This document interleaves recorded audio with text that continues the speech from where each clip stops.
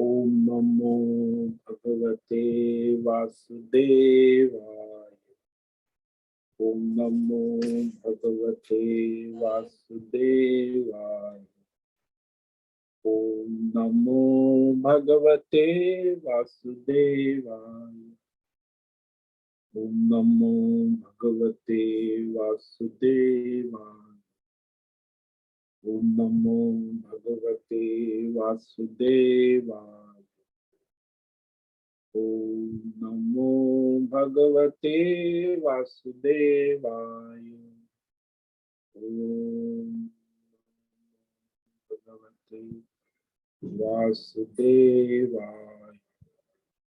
ओम नमो भगवते वासुदेवाय। ओम नमो भगवते वासुदेवाय। ओम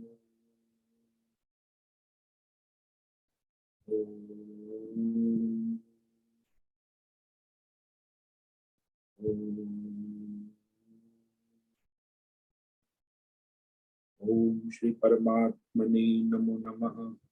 ओम गं गणपतये नमो नमः। ओम सं सरस्वत्यै नमो नमः। ओम गुं गुरुभ्यो नमो नमः। ओम सहना भवतु सहनौ भुनक्तु सह वीर्यं करवावहै तेजस्विनावधीतमस्तु मा विद्विषावहै। ओम शांति शांति शांति। सदाशिवसमारम्भां शंकराचार्य मध्यमम् अस्मदाचार्यपर्यन्तां वन्दे गुरुपरम्परा। वन्दे गुरुपरम्परा। ओम पार्थाय प्रतिबोधितां भगवता नारायणेन स्वयं व्यासेन ग्रथितां पुराणं मध्ये महाभारत अद्वैतामृतवर्षिणीं भगवतीम् अष्टादशाध्यायिनीम् अम्ब त्वामं सन्दधामि भगवते भवद्वेषिणि।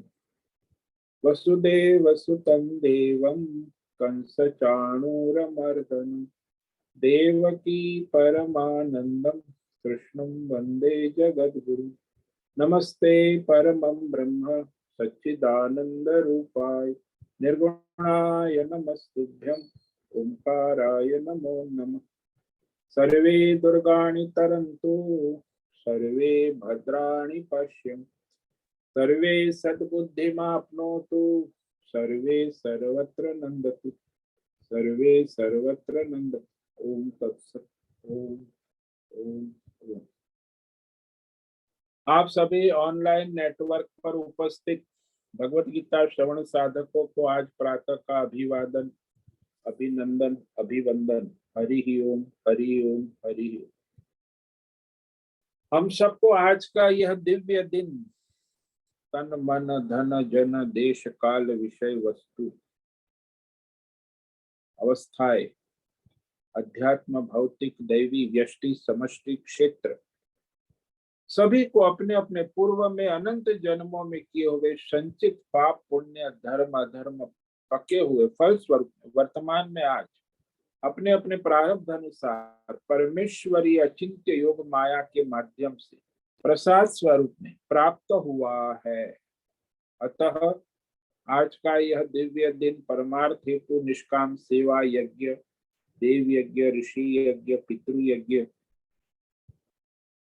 मानव यज्ञ प्राणी भूत प्राणी यज्ञ सात्विक दान शारीरिक मानसिक तप निष्काम कर्म योग ध्यान योग भक्ति योग ज्ञान योग साधना स्वाध्याय वेद शास्त्रों का अध्ययन अध्यापन उपासना आराधना के लिए समर्पित करे और कराए। अत्यंत दुर्लभ मनुष्य जीवन को परमार्थ हेतु सार्थक करे और कराए। आज विक्रम संवत 2080 अधिक श्रावण मास शुक्ल पक्ष की चतुर्थी तिथि सुबह 9:25 तक है। उसके बाद पंचमी लग जाती है। आज है मघा नक्षत्र, ये दोपहर 1:56 तक। उसके बाद पूर्व फाल्गुनी नक्षत्र लग जाता। आज है शुक्रवार, देवी उपासना आराधना का दिन। और आज यहाँ वर्षा ऋतु चल रही है, बादल छाए हुए हैं, गंगा जी का प्रवाह तेज और वायु की गति 5-10 किलोमीटर प्रति घंटा चल रही है। ईस्वी सन 2023, 21 जुलाई 21 जुलाई 2023 सुबह के 7 बजने वाले हैं। कलयुग का प्रथम चरण 5248वां वर्ष, 7वां वयस्क मनवंतर श्वेत वराह का ब्रह्मा जी का 26वां दिन और 51वां वर्ष चल रहा है। वैसे अनंत कोटि ब्रह्मांडीय परमेश्वरी अचिंत्य योग माया में हमारा यह एक ब्रह्मांड, इस ब्रह्मांड में ये पृथ्वी लोक में समुद्र के ऊपर जम्बू द्वीप में वैदिक राष्ट्र भारत में उत्तर हिमालय प्रांत में उत्तराखंड राज्य में टिहरी जिले में हिमालयन शिवालिक पर्वतमाला के अंतर्गत मणिकूट पर्वत के ऊपर नीलकंठ महादेव के सामने ऋषिकेश नगरी में मुनि की रेती प्रांत में शीशमजाड़ी अवधूतवाड़ा आश्रम के सी ब्लॉक के पहले माले से 5 नंबर कमरे से गंगा किनारे से हम स्वामी उत्तमानंद सरस्वती भगवत गीता के आचार्य शिष्य स्वामी चिन्मयानंद सरस्वती महाराज कैवल्याद्वैत वेद व्यास भगवत पाद शंकराचार्य के श्रृंगेरी संन्यास परंपरा से शिक्षित दीक्षित सनातन वैदिक भारतीय हिंदू धर्म अनुसार संपूर्ण भगवत गीता ज्ञान यज्ञ ऑनलाइन चैतन्यमय जीवंत प्रसारण के अंतर्गत व्याख्यान माला में अध्याय 2 सांख्य योग के श्लोक नंबर 13 पर संस्कृत एवं हिंदी में व्याख्यान करेंगे। दिव्य पवित्र सरल व्यावहारिक सटीक पूर्ण वर्ण अक्षर पद वाक्य पंक्ति श्लोक अध्यायों की संगति संधि अन्वय शब्दार्थ वाक्यार्थ भावार्थ रहस्यार्थ के यथार्थ तात्पर्य सहित वैदिक शास्त्र वेद व्यास साहित्य शंकर भाष्य एवं परंपरागत सन्यासी आचार्यों की टीका टिप्पणी सहित आज का ये भगवत गीता व्याख्यान करेंगे। कृपया आप सभी श्रद्धा भक्ति ध्यान से परिपूर्ण होकर के यह दिव्य श्रवण साधना करें, कुछ ग्रहण करें, कुछ धारण करें, कुछ अपने जीवन में चरितार्थ करें, उसमें निरंतरता लाए, अपनी अपनी आध्यात्मिक भौतिक दैवी अशांति द्वंद्व मोह विक्षेप अधार्मिक अशास्त्रीय भ्रम भ्रांतियों से रहित हो करके अपने शरीर इंद्रिय प्राण मन वचन कर्म से एक रूप एकाग्र होकर के शुद्ध सात्विक सूक्ष्म भगवत विवेक बुद्धि करे, वेद शास्त्र आचार्य परंपरा अनुसार विवेक करे, पुनः पुनः इस व्याख्यान का श्रवण करे, मनन करे, चिंतन करे, लेखन करे, चर्चा विचारणा करे, प्रचार प्रसार करे, लिंक भेजे, ग्रुप में शेयर करे, अपना और सबका परम कल्याण करे और कराए। ओम तत्सत। ओम ओम ओम। तो कल हमने श्रीमद् भगवद गीता अध्याय 2 सांख्य योग के श्लोक नंबर 12 पर व्याख्यान किया था।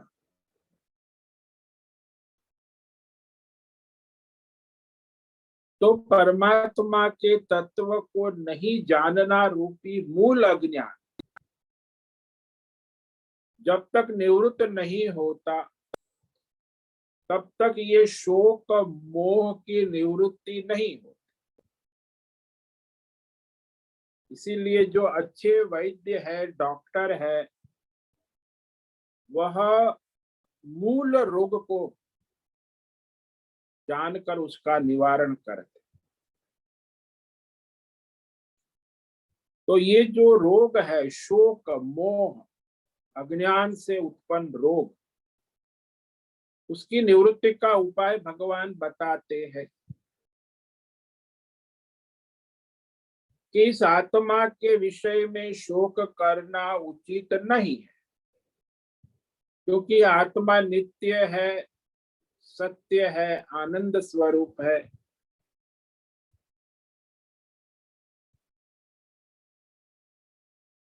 तो यही कहा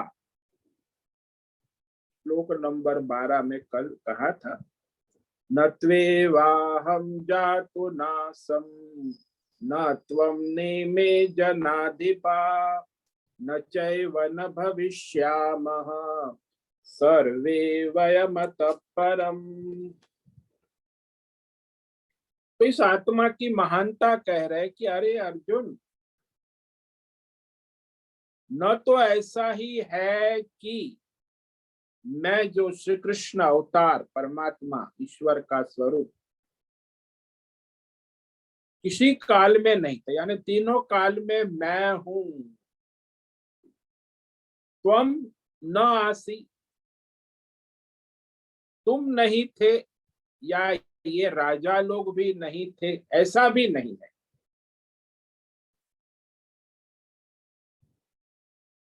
तो हम मैं हूं के रूप में, आत्मा के रूप नित्य है। तो आगे भी हम सब आत्मा रूप में नित्य रहेंगे।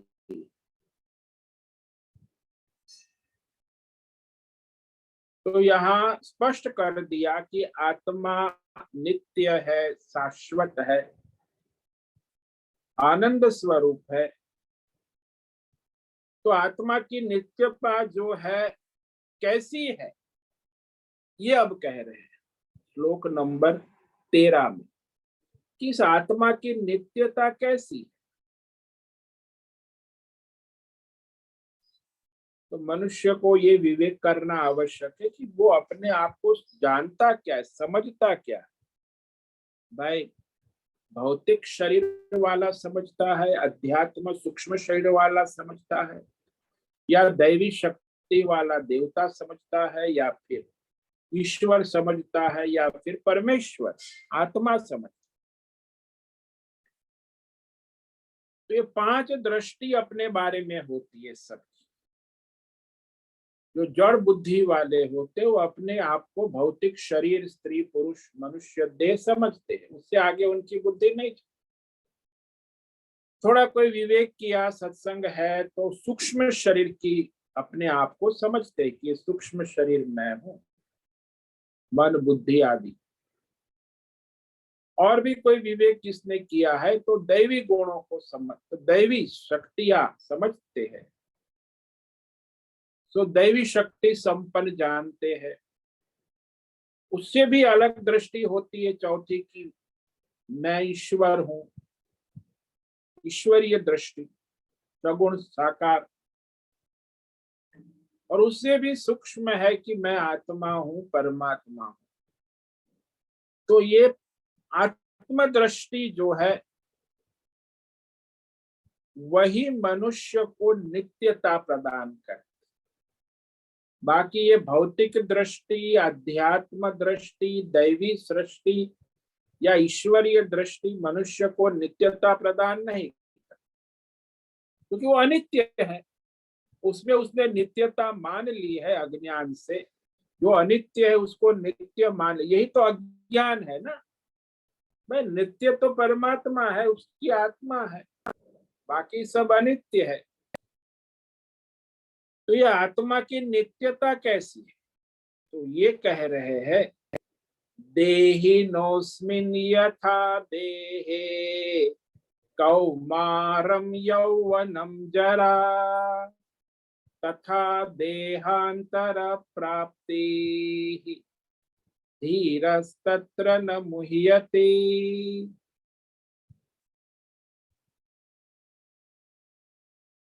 तो कह रहे भगवान कि जैसे देही न अस्मिन यथा देहे कौमारम यौवनम जरा तथा देहांतर प्राप्ति धीरस तत्र न मुह्यते। जैसे ये देहधारी शरीरधारी जीवात्मा की इस भौतिक वर्तमान पंच महाभूतात्मक शरीर में बाल्य अवस्था, यौवन अवस्था और वृद्धावस्था, और उसके बाद मृत्यु शरीर की, और फिर सूक्ष्म शरीर से कर्म अनुसार देहांतर प्राप्ति, दूसरे शरीर में जाना, सात्विक राजसी तामसी लोक प्राप्त करना, ये प्रकृति का नियम है कि पूर्व जन्म के किए हुए कर्मों के अनुसार सात्विक राजसी तामसी शरीर और संसार मिलता है। उसके बाद इस जन्म में किए हुए कर्मों के परिणाम स्वरूप इस शरीर का नाश होने पर वही सूक्ष्म शरीर के द्वारा वह अगले जन्म में अपने कर्मों के अनुसार सात्विक राजसी तामसी शरीर और संसार को प्राप्त करता है। तो ये प्रकृति का नियम है, अटल नियम है, इसे कोई बदल नहीं सकता। सत्वगुण रजोगुण तमोगुण को वैज्ञानिक लोग बदल नहीं सकते, प्रकृति का नियम। और शरीर की प्रकृति को भी नहीं, बाल्य अवस्था को फिर वापस रिवर्स नहीं होता कि बाल्य अवस्था रिवर्स हो गई, यौवन कर रहे आजकल वैज्ञानिक लोग खोज कि भाई वृद्धावस्था रिवर्स हो के जवानी आ जाए, लेकिन वो हो नहीं सकता। तो ये नियम है। तो इस विषय में जो विवेकी है, धीर है, वह मोहित नहीं होते, धोखा नहीं खाते। तो वह व्याकुल भी नहीं होते। देहांतर प्राप्ति होती है, जैसे आप एक स्थान से दूसरे स्थान चले जाते हो तो देशांतर प्राप्ति कहते हैं। एक काल से दूसरे काल में गए तो कालांतर प्राप्ति होती है। अब भाव भी आपकी भावांतर प्राप्ति, जब आप शादी ब्याह में खड़े हैं तो वहां आपकी बहन है तो उससे बात करते तो भावांतर प्राप्ति, तो उसमें मित्र आ गया तो मित्र से बात करते तो तुरंत बहन से बात छोड़कर मित्र से बात, भावांतर प्राप्ति होती रहती। तो ये सारी परिवर्तन होता ही रहता प्रत्येक क्षण। तो ये शरीर में बाल्य यौवन वृद्धावस्थाओं के आने जाने से शरीरधारी जो जीवात्मा है, आत्मा है, उसका नाश नहीं होता। ऐसे ही शरीर को छोड़कर भौतिक पंच महाभूता सूक्ष्म शरीर के द्वारा अन्य शरीर की प्राप्ति से भी आत्मा निर्विकार ही रहता है, वो गुणों से विचलित नहीं होता। इसीलिए इस शरीर के छूटने के प्रसंग में जो विवेकी है, जो ये जानता है स्थूल सूक्ष्म शरीर और आत्मा का तत्व, वह मोहित नहीं होते हैं।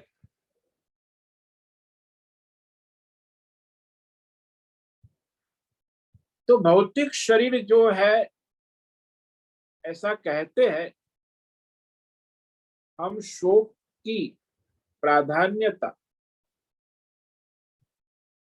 तो शोक की विषयता की बात करें तो भौतिक शरीर नाम रूप गुण और कर्म, उसकी प्राधान्यता होती। सभी को अपने जीवन का केंद्र बिंदु भौतिक शरीर लगता है। आईने में देखते हैं, फोटो क्लिक करते हैं शरीर को, और नाम रूप अपने अपने बहुत प्रिय होते। नाम रूप अपने कर्म और अपने गुण, उसका प्राधान्य सभी जीवों में।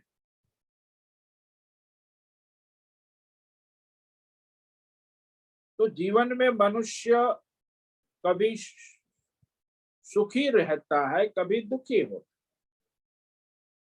है। मृत्यु हो गई तो रो रहा है, किसी स्वजन का विवाह हो रहा है तो खुशी हो में नाच रहा है। तो ये सामान्य व्यवहार देखा जाता है। तो जिस समय ये भौतिक शरीर से प्राण चले जाते हैं,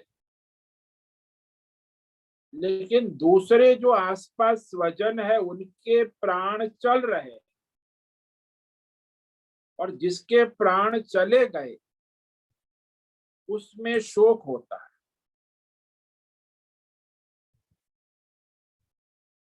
तो शोक की विषयता यानी प्राण का चलना और न चलना। प्राण चल रहे हैं तो शोक नहीं होता, प्राण चले गए तो ये दोनों जो है, प्राण का चलना न चलना, नाम रूप कर्म उपाधि प्रधान।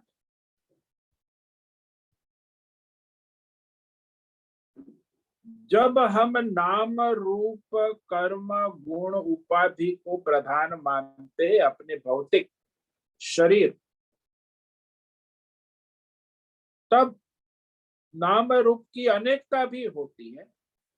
किसी का नाम एक समान नहीं है, किसी का शरीर एक समान नहीं है, यहाँ तक कि किसी के अंगूठे की छाप भी एक समान नहीं।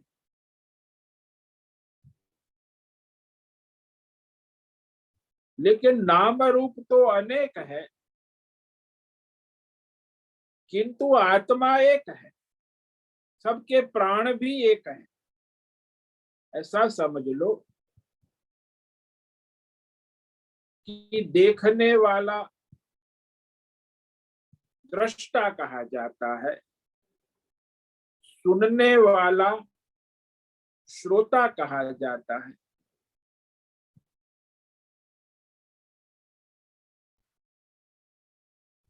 तो श्रोता दृष्टा, तो दृष्टा श्रोता यह जो किसकी नाम रूप कर्म और गुण को कहना हो। कोई अंधा व्यक्ति है तो कहना पड़ेगा कि ये दृष्टा नहीं है, देख नहीं रहा है। कहते कि भाई अंधा है, देखता नहीं, दृष्टा नहीं। और कोई सुनता नहीं तो कहेंगे कि ये बहरा है। तो जो बहरा है उसके लिए कहने पड़ेगा कि ये सुन नहीं सकता। तो एक अंधा है, एक बहरा है, दृष्टा श्रोता के भेद को लेकर कह रहे हैं। एक दृष्टा नहीं है, एक श्रोता नहीं है। परंतु जब उस व्यक्ति को कहेंगे तब तो वह व्यक्तिगत रूप से देखा जाए तो व्यक्ति की आत्मा एक ही है। एक अपनी आंख की दृष्टि की उपाधि से वह जो है अंधा है, और कान की उपाधि से बहरा है।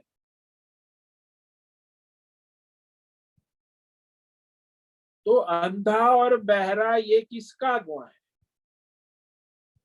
वह दोनों में भेद है, एक अंधा है लेकिन दोनों में एकता भी है। और वो एकता है, दोनों के प्राण एक है, दोनों की आत्मा एक है।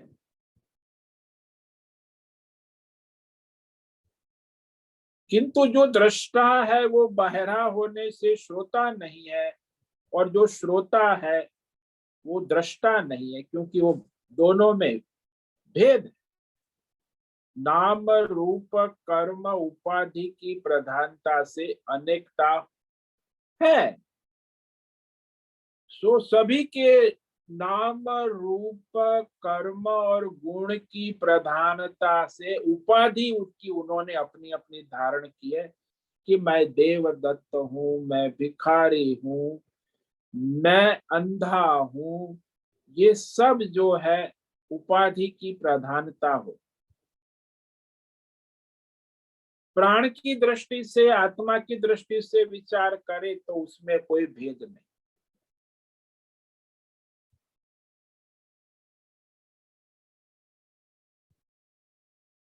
तो जितने भी भेद भ्रम है वो सारे नाम रूप गुण कर्म उपाधि की प्रधानता होगी, तब एकता का विचार करना आवश्यक। और जब एकता का विचार करेंगे तो फिर वहां शोक का विषय नहीं रहेगा।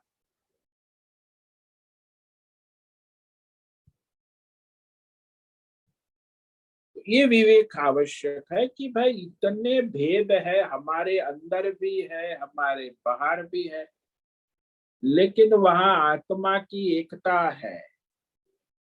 धीर यानी जो विवेकी पुरुष है वो अपने आत्मा के स्वरूप को जानता है।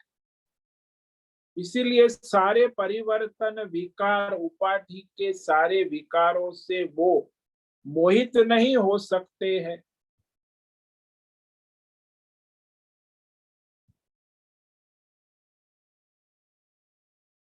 जैसे एक दृष्टांत ले लो कि एक गांव में दो मित्र थे बचपन के,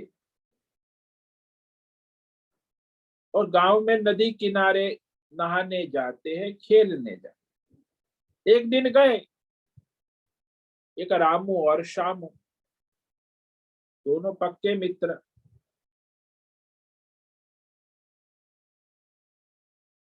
तो रामू जब नदी में तैर रहा था तो मगरमच्छ आ गया और मगरमच्छ उसे खा गया।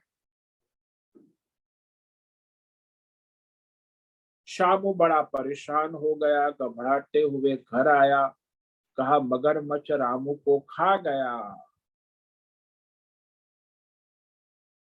इसमें कसूर किसका है? अरे उसे भूख लगी, मगरमच्छ को खा गया, उसका प्रारब्ध पूरा हुआ।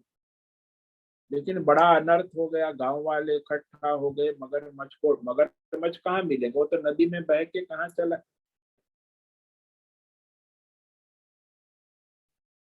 अब वो रामू और श्यामू में जो रामू तो मगरमच्छ खा गया, और श्यामू दोनों पास पास में रहते थे, परिवार भी आसपास में रहते।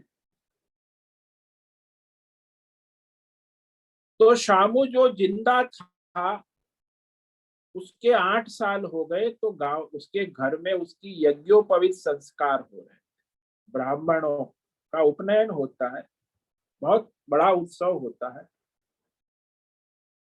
तो नगाड़े ढोल बाजे बज रहे थे, सभी गाते रहते।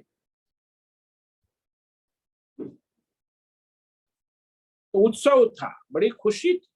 लेकिन उसी के बाजू में जो दूसरा ब्राह्मण था, जो रामू का घर था, वहां मातम था, शोक था कि आज 8 साल पहले मगरमच्छ खा गया, हमारा बच्चा जिंदा होता तो हम भी आज उसका यज्ञोपवीत जनेऊ उत्सव कर रहे होते। अत्यंत दुख में, खेद में परिवार शोक। तो एक परिवार बाजू में दुख में, शोक में, विषाद में, दूसरा परिवार उत्साह में, शोक में, नगाड़े गाने बज रहे हैं। तो वहां से महात्मा निकले, सन्यासी महात्मा। उसने देखा बड़ा आश्चर्य है, इस घर में सब शोक मातम है, इस घर में। तो कहा देखो क्या बात है, आमने सामने घर, एक में बड़ा उत्सव चल रहा है, दूसरे में शोक है, मातम है, उदासी, बात क्या है? तो गए महात्मा जी, पूछा इतने दुखी क्यों हो? तो उन्होंने बताया कि 8 साल पहले हमारा जो रामू लड़का था वह नहाने गया, और मगरमच्छ ने, दोनों गए थे शामू और रामू, लेकिन रामू को वो मगरमच्छ खा गया। इसीलिए आज हम दुखी है, क्योंकि आज यदि वो होता तो हम भी उसकी यज्ञोपवीत उत्सव करते। तो महात्मा जी को बड़ी दया आई, करुणा आई। वो गए नदी किनारे, वो भगवान शंकर, भगवान भोलेनाथ के भक्त थे। तो गए और नदी पर जाकर भगवान शिव जी को प्रार्थना कि रामू के परिवार वाले बड़े दुखी है, उनका लाडला रामू एक बच्चा उनके पास था, अब वो मगरमच्छ खा गया है, तो उसे वापस ले आए। भगवान शिव तो बड़े दयालु है, करुणालु, आशुतोष। तो महात्मा जी की प्रार्थना स्वीकार कर, महात्मा जी ने देखा कि वो मगरमच्छ महात्मा जी के पास आया नदी में तैरता हुआ, और उसने मुख खोल दिया और मुख के अंदर से वो 8 साल का रामू बाहर आ गया, हंसते हुए, दौड़ते हुए नदी के किनारे।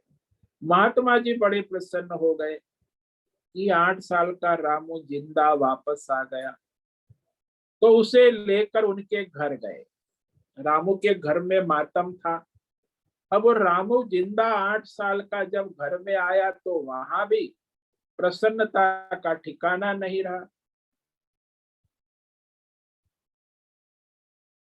तो एक घटना एक उपाधि में शोक दे रही है, दूसरी उपाधि में ठीक विपरीत आनंद हो रहा है। दोनों परिस्थिति में भगवान तो एक ही है, आत्मा तो एक ही है, नाम रूप कर्म उपाधि गुण परिस्थितियां अलग अलग। तो ये जो मनुष्य मोहित होता है वो नाम रूप कर्म और गुण, ये भौतिक शरीर के साथ जुड़ा हुआ है ना, इसको लेकर बात करते। ज्यादातर मनुष्य संसार में उपाधि वाले जीवात्मा शरीर नाम रूप और छापते हैं, प्रचार करते हैं, मीडिया वाला है सभी। लेकिन जो उपाधि रहित प्राण है, आत्मा है, उसका विवेक नहीं कर। तो यहाँ भगवान ये कहने जा रहे हैं कि देहि न यथा अस्मिन देहे, जैसे यह शरीरधारी भौतिक पंच महाभूतात्मक जीवात्मा की इस वर्तमान भौतिक शरीर में जो उसका नाम रूप कर्म और उपाधि के विचार में दो चीज है, एक स्थूल शरीर है और एक सूक्ष्म शरीर है। लेकिन 99% दुनिया में वैज्ञानिक लोग भी नहीं मानते, और आज के हमारे पढ़े लिखे हिंदू सनातन धर्म में भी सूक्ष्म शरीर का विवेक नहीं कर।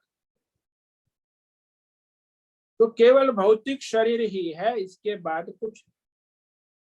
दूसरे धर्म वाले भी सूक्ष्म शरीर को अंधश्रद्धा कहते, कि हिंदुओं की अंधश्रद्धा है, पुनर्जन्म, सूक्ष्म शरीर, आना जाना, ये अंधश्रद्धा है, ऐसा कुछ है नहीं। लेकिन है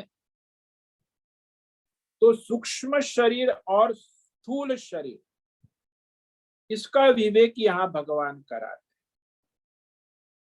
कि भौतिक शरीर जो है उसमें नाम रूप कर्म गुण बाल्य अवस्था, युवा अवस्था, वृद्धा अवस्था परिवर्तन होते हुए भी उसके प्राण, उसकी आत्मा अपरिवर्तनशील ही रहती। जैसे वर्तमान शरीर है, भौतिक है, उसमें पहले कुमार अवस्था कही, कौमारम, कुमार यानी बाल्य, कुमारो पंचहायन, 5 साल के बालक को कुमार कहते। लेकिन हमारे यहाँ तो नाम के पीछे कुमार लगाते, तो वो 80 साल का है तो भी राम कुमार और कृष्ण कुमार। अरे भाई, कुमार तो 5 साल के बच्चे तक ही होता है। 5 साल के छोटे बच्चे के चित्र को देख लो तो पहचान नहीं सकते कि वह यही है। वो जन्म के समय उसका चित्र और 5 साल के समय, दोनों में अंतर कितना। जब जन्मदिन, जन्म हुआ, माँ ने गोद में लिया, वो फोटो देखो, और 5 साल, कितना अंतर। पहचान नहीं सकते कि ये वही बच्चा है जो जन्म के समय। और उसके बाद वो 5 साल का बच्चा जब जवान दाढ़ी मूछ वाला हो जाता है तो भी पहचान नहीं पा रहे, ये वही बच्चा है, इतना फर्क पड़ जाता। तो 5 साल का, 16 साल का, 25 साल का, 40 साल का, 80 साल का, ये क्या है? शरीर, नाम रूप उपाधि बदल गई है। पहचानने में भी कठिनाई होती है, आसानी से पहचान नहीं सकते। इसीलिए कई बार कई लोग हमें 10, 20, 25 साल से मिलते हैं तो वो पूछते हैं मुझे पहचाना, अरे मैं नहीं पहचान, कौन? अरे वो बचपन में हम साथ में अरे तू गोविंद, अरे इतना बदल गया। तो ऐसा परिवर्तन हो जाता है भौतिक। लेकिन बचपन में जो हमारी चेतना प्राण आत्मा थी, वही प्राण आत्मा चेतना जवानी में भी है थी, वही प्राण आत्मा चेतना बुढ़ा में भी है।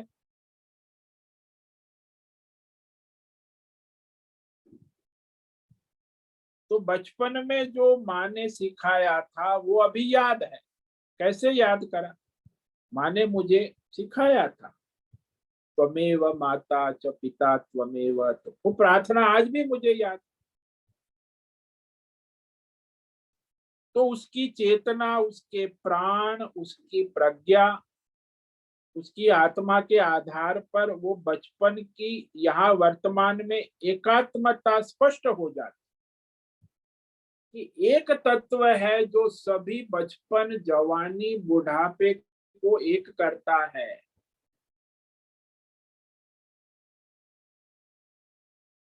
और वो निरंतर आत्मा के रूप में हमारे साथ है।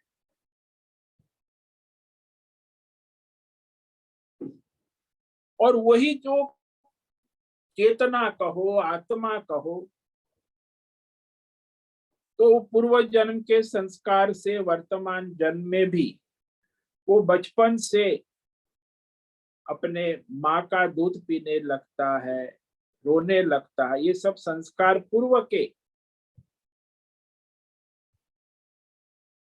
तो वह पिछले संस्कार वर्तमान शरीर में दिखते हैं। वर्तमान शरीर फिर आगे बचपन, जवानी, बुढ़ापा।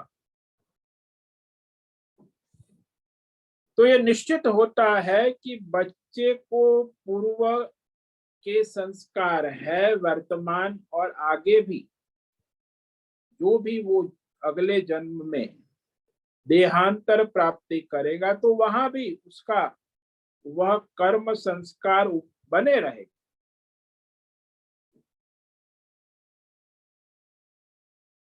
तो यहाँ एक निश्चित हो गया कि नाम रूप कर्म गुण उपाधि वाला भौतिक शरीर बदलने पर वह जो देहात्मा है, देही न कहा, जीवात्मा जो सूक्ष्म शरीर धारण किए हुए है, चेतन आत्मा, वह एक ही है। बचपन का शरीर, जवानी का शरीर बदलने पर भी वह जो अंतरात्मा है, आत्मा एक ही है। और फिर इस वर्तमान शरीर की मृत्यु होने के बाद जो अपने गुण कर्म के हिसाब से दूसरे जन्म में, पुनर्जन्म में शरीर मिलते हैं, तब भी वह आत्मा, जीवात्मा वही रहता है। तो जीवात्मा जो है, उपाधि वाले को जीवात्मा कहते हैं, निरुपाधिक है वो आत्मा। जो अज्ञान उपाधि वाला जीवात्मा, वो तब तक रहता है जब तक उसे आत्मा का ज्ञान, जीवात्मा और परमात्मा के एकत्व का ज्ञान, तब तक ये रहते हैं दोनों। परमात्मा तो है ही नित्य, जीवात्मा तो अज्ञान से उत्पन्न हुआ, उपाधि से। तो जीवात्मा चलता रहता है। तो यहाँ देही नस्मि का मतलब जीवात्मा भी होता है और वो परमात्मा के प्रकाश में चलता है।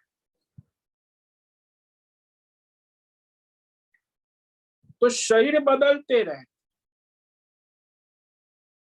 आत्मा नहीं बदलता। ऐसे अनंत शरीर पहले, ये जो वर्तमान जीवात्मा मनुष्य शरीर लेके बैठ, वो पहले 84 लाख योनियों में अनंत 84 लाख शरीर को भोग कर आया होगा। तो लेकिन आत्मा तो वही है। चींटी की आत्मा हो या पक्षी की आत्मा हो या गाय की आत्मा हो या मनुष्य की आत्मा, स्त्री की हो या पुरुष, अनंत शरीर में रहने पर भी आत्मा एक ही रहती है। उपाधि भेदों से अनेक भिन्नता है, लेकिन आत्मा अभिन्न है। तो भगवान ने यहाँ संकेत दिया कि अनंत शरीरों का जो उपाधि का अभिमान रहते हुए भी आत्मा में कोई परिवर्तन नहीं है। देही न, ये देही न शब्द यहाँ भगवान एक वचन से अभिप्राय पुष्ट होता है कि आत्मा एक ही है, देह अनेक है। तो देहांतर प्राप्ति चाहे मरणोत्तर समझो, पुनर्जन्म होता है, उसे देहांतर प्राप्ति कहे। तो हमारे सामने भी हमारे स्वजन और संसार में अनेक जीव प्राणी के अनंत शरीर में उपस्थित आत्मा एक ही है।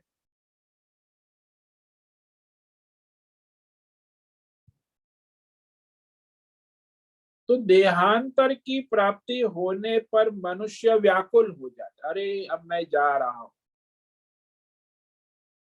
तो अब क्या करूंगा? अरे मैंने अपने जमाने में बहुत कुछ कर लिया, अब मुझे कुछ करना संभव नहीं है। तो अधीर दुखी होता है, हाय हाय अब मैं मर रहा हूं, अब मेरा क्या होगा। तो ये शोक होता है, क्योंकि ज्ञान नहीं है ना, क्योंकि अपने को शरीर माना पूरी जिंदगी, उपाधि वाला नाम रूप कर्म और गुण से।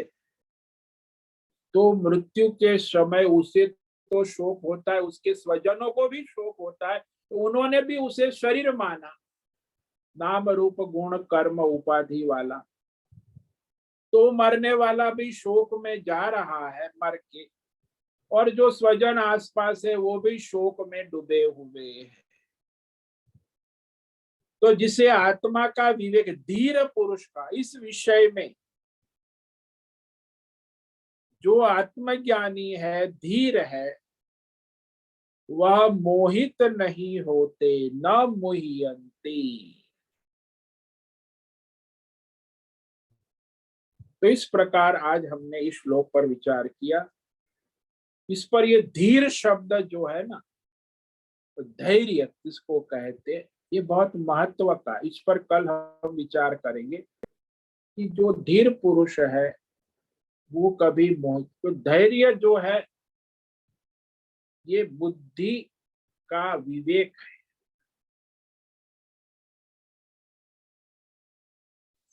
तो बुद्धि पूर्वक विवेक विचार करता है ना, शास्त्र के अनुसार, उसमें धैर्य आता है।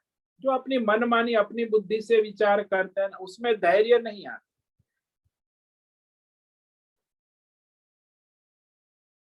तो इस धैर्य धीर पुरुष के विषय में हम विचार करेंगे। तो आज जो ये श्लोक का इसे संक्षेप में कह देते हैं।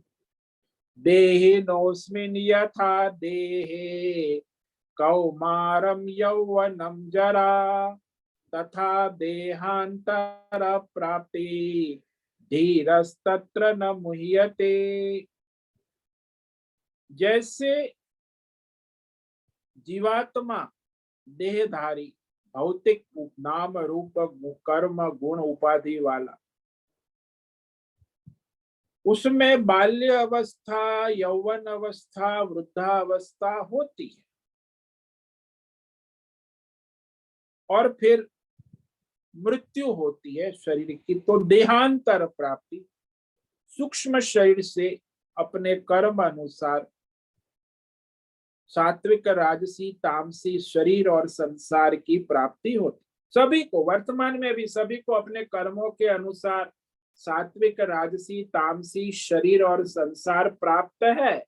वैसे ही अपने कर्मों के अनुसार जिस गुण का प्राधान्य होता है, उस गुण के अनुसार अगले जन्म में उसको शरीर सात्विक और संसार सात्विक राजसी तामसी प्राप्त होता है। तो ये प्रकृति का नियम है। तो इस विषय में जो आत्मज्ञानी है, विवेकी है, धीर पुरुष है, वो मोहित नहीं होते, व्याकुल नहीं होते।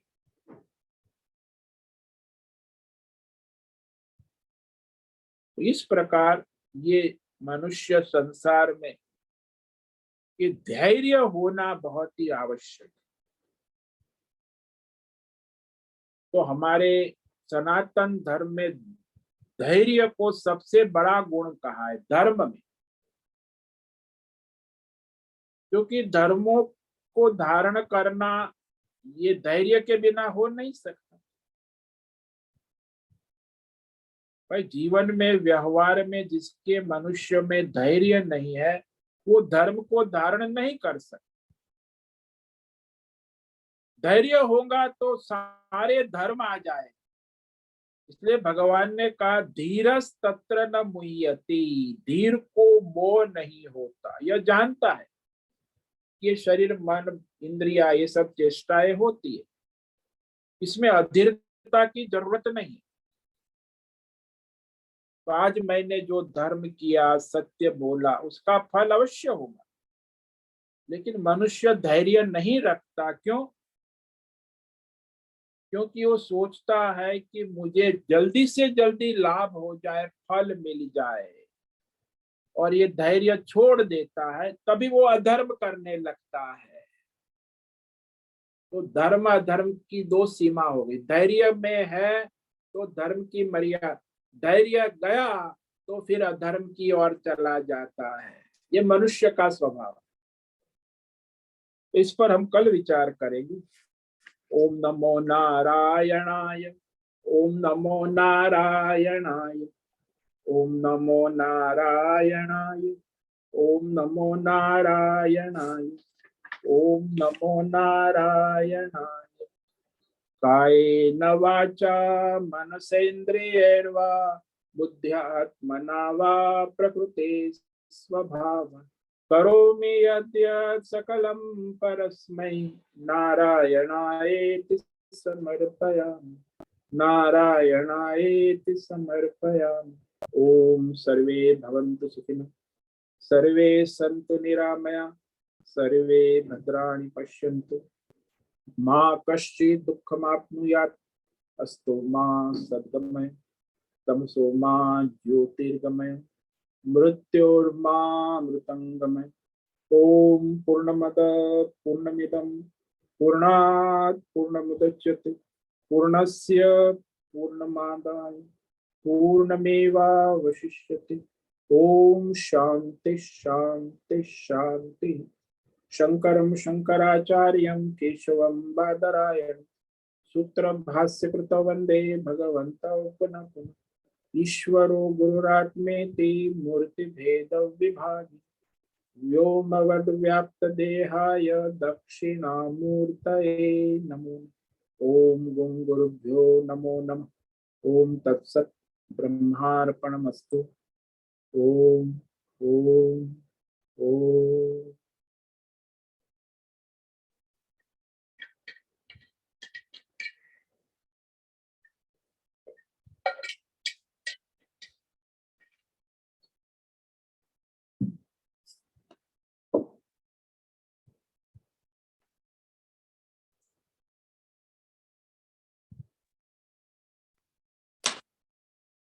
ओम नमो नारायण स्वामी जी।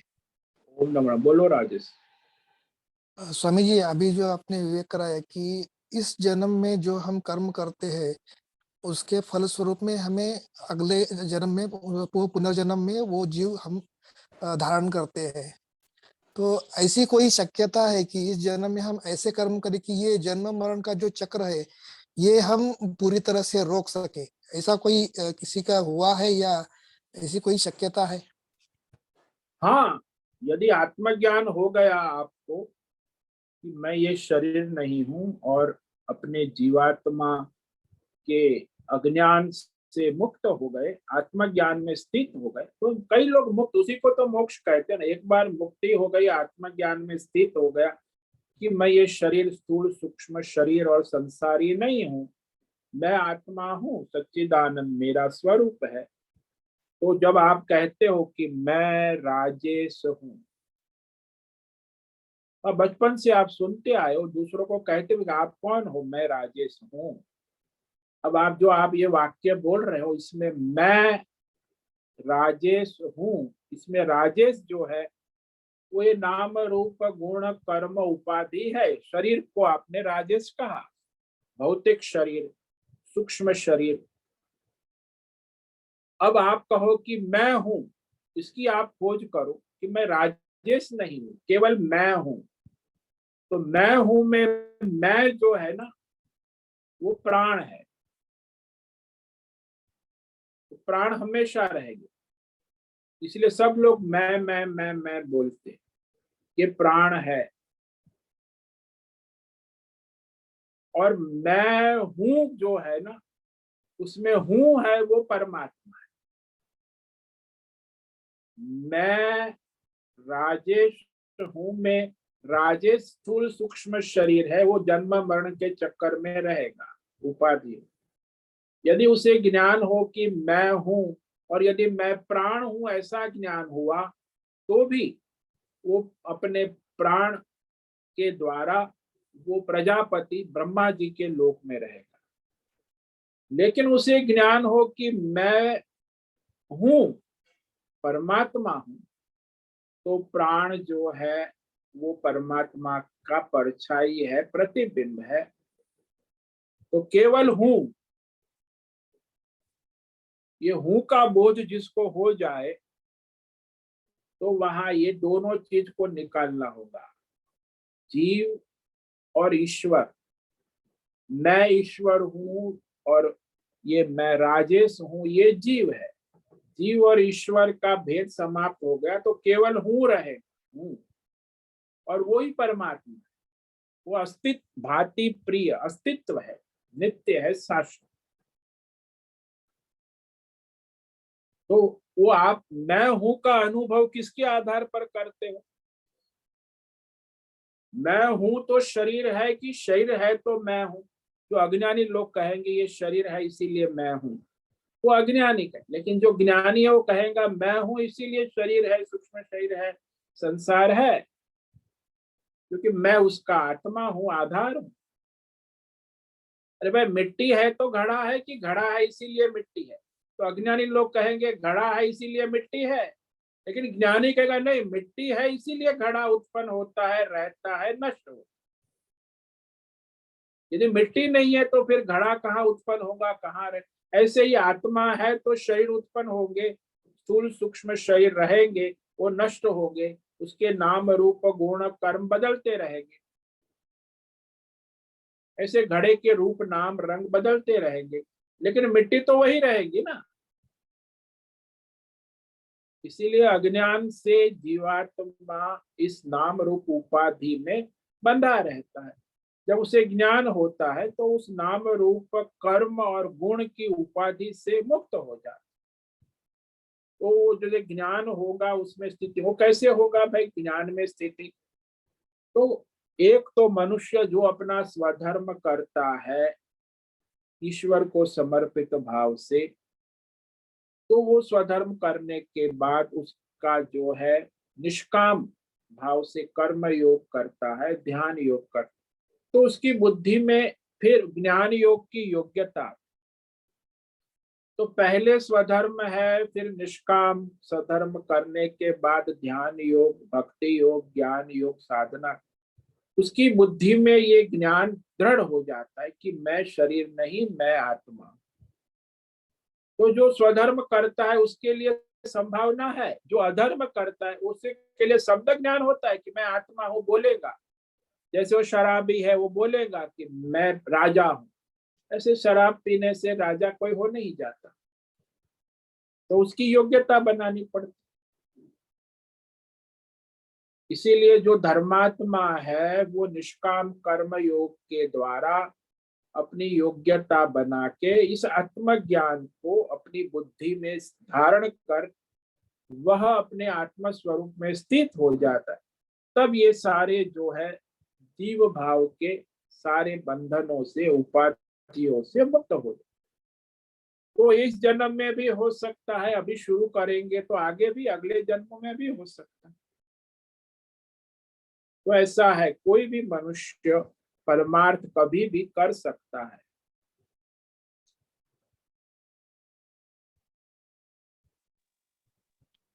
समझ में आया? हाँ स्वामी जी, धन्यवाद स्वामी जी। ओम नमो नारायणाय। ओम नमो नारायण।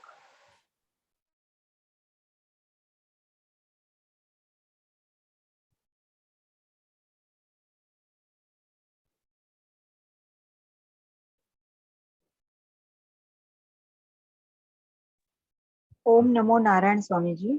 ओम नमो, बोलो हेमा। स्वामी जी, अभी आपने बताया कि धैर्य का बहुत ही महत्व है अपने हाँ जी, जीवन में। तो वो धैर्यता अपने अंदर कैसे हम लोग बढ़ाएं?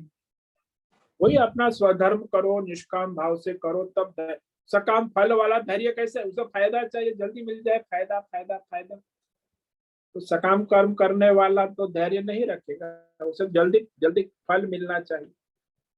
तो फलाकांक्षी है, वो धैर्य नहीं रख सकता। जो भगवान को समर्पित भाव से कर्म करता है, फल की आकांक्षा नहीं रखता है, उसमें धैर्य आ जाता है अपने आप।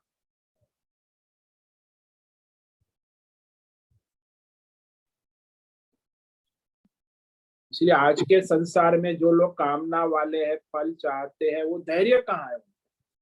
फल जल्दी जल्दी जल्दी जल्दी, बस सब जल्दी जल्दी। अब वो भाई, आपने पेड़ लगाया है तो धैर्य रखो कि धीरे से वो पौधा होगा, फिर बड़ा पेड़ होगा, फिर 10-12 साल के बाद आम लगेंगे, फिर आप आम के फल जो है प्राप्त करो।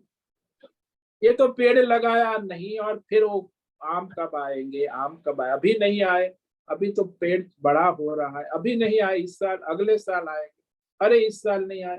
तो बस ऐसा ही है। तो धैर्य रखो, उसका जो फल है, तो जो फल नहीं चाहता है, भगवान को समर्पित है, उसके लिए तो धैर्य आसान है ना। जो फल चाहने वाला है वो धैर्य नहीं रख पाता है,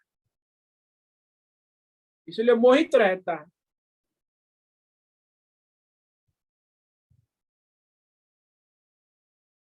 और जो धैर्य नहीं रखता है, फल चाहता है, वही अधर्म करेगा ना। जल्दी जल्दी फल चाहिए, अरे भाई जल्दी जल्दी फल कैसे होगा?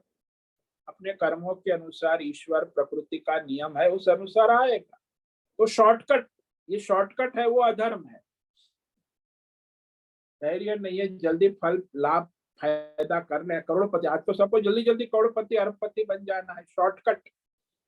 तो अधर्म करेगा, भ्रष्टाचार करेगा, करेगा, तो फिर वो अधर्म के रास्ते चले जाते। तो धैर्य विवेक पूर्वक विचार करते हुए तो जल्दबाजी में नुकसान उठाना पड़ता है। जितने कर्म है उनका फल हमको भोगना ही पड़ेगा, चाहे धर्म किया चाहे अधर्म, दूसरे को नहीं भोगना। ये बुद्धि में विवेक विचार जिसका पक्का है वो धैर्य रख सकता है। धैर्य का कारण है बुद्धि का विवेक कि भाई ईश्वर है, प्रकृति का नियम है, उस अनुसार सारे फल आते हैं।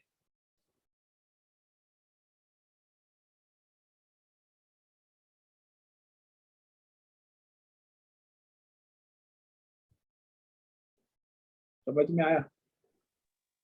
हाँ स्वामी जी, धैर्य वाला ही अपने प्रारब्ध का स्वीकार कर सकता है ना। हाँ, बाकी तो पुरुषार्थ करेगा, ये कर लूं वो कर लूं, दूसरे लोग भी उसको अरे ये कर ले वो कर ले, हो जाएगा हो जाएगा, ट्राई कर ट्राई कर। आजकल तो ये शब्द बोलते हैं। अरे भाई विवेक कर नहीं कहेगा, ट्राई कर ना भाई, विवेक कर पहले, बुद्धि से निश्चय करने के बाद तो फिर वो आप अपने कर्म के चक्कर में फंस जाओ।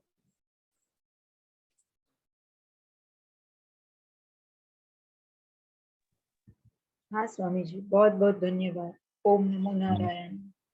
ओम नमो नारायण। प्रणाम स्वामी जी। हाँ अनंत, बोलो। स्वामी जी, आत्मा अनादि अनंत है, हाँ तो जी, परमात्मा अनादि अनंत। अनादि अनंत, तो प्रकृति भी अनादि अनंत है या वो परमेश्वर निर्मित है? वो माया निर्मित है, परमेश्वर की माया है। वो परछाई है, नश्वर है, उत्पत्ति स्थिति लय वाली है। वो नित्य नहीं, अनित्य है। लेकिन माया जब नहीं रहेगी तो कुछ दुनिया नहीं रहेगी, कुछ कर्म नहीं रहेगा, कुछ भी नहीं रहेगा। तो बस परमात्मा रहेंगे, आप परमात्मा में हो जाओ तो फिर आपको संसार से क्या लेना देना है। आप पूर्णता में रहोगे तो अपूर्ण संसार से मुक्त हो जाओगे। ये माया ही अपूर्णता है ना, संसार वही तो आपको अपूर्णता में घुमाता है। जब माया नहीं रहेगी, संसार नहीं रहेगा, तो आप परमात्मा रूप में स्थित रहोगे। जब तक आप माया और संसार का संग करोगे तो आपका जीवात्मा माया में घूमता रहेगा, और आपका ही जीवात्मा जो परमात्मा का संग करेगा तो माया समाप्त हो जाएगी, संसार भी समाप्त हो जाएगा, तो केवल आप पर परमात्मा रहेंगे। उसी को तो मोक्ष कहते हैं ना।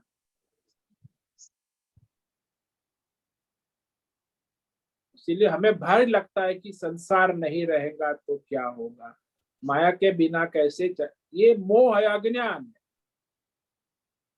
अविवेक।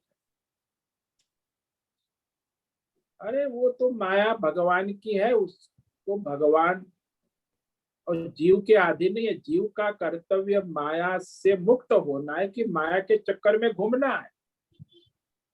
जीव को अपनी माया के बंधनों से मुक्त होना है तो परमात्मा के समर्पित होकर जीवन जीना होगा, तब जाके वो माया के चक्कर से, नहीं तो माया में ही घूमता रहे। इसीलिए जो मोह माया कही कठिन है ना, क्योंकि वो मोह माया को भी चाहता है और भगवान को भी चाहता है, वो तो गड़बड़ हो गई।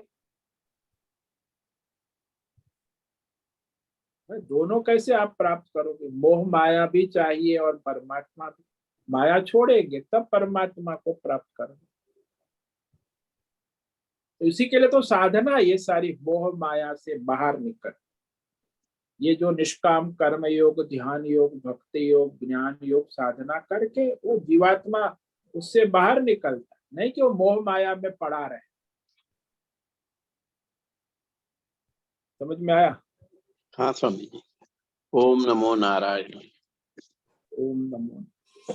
ठीक है, इसका आज का मतलब है स्वामी जी, हाँ बोलो। वो मोह माया का जो अहम भाव में और मैं हूँ, जो जैसे आपने अभी समझाया, परमात्मा का जो इतना फर्क है, लेकिन वर्ड्स तो मैं ही हूँ ना, तो तो मैं नहीं, मैं भी नहीं और उषा भी नहीं, केवल हूँ, अस्तित्व रूप में आप रहोगे हाँ, तब जाके परमात्मा में हो।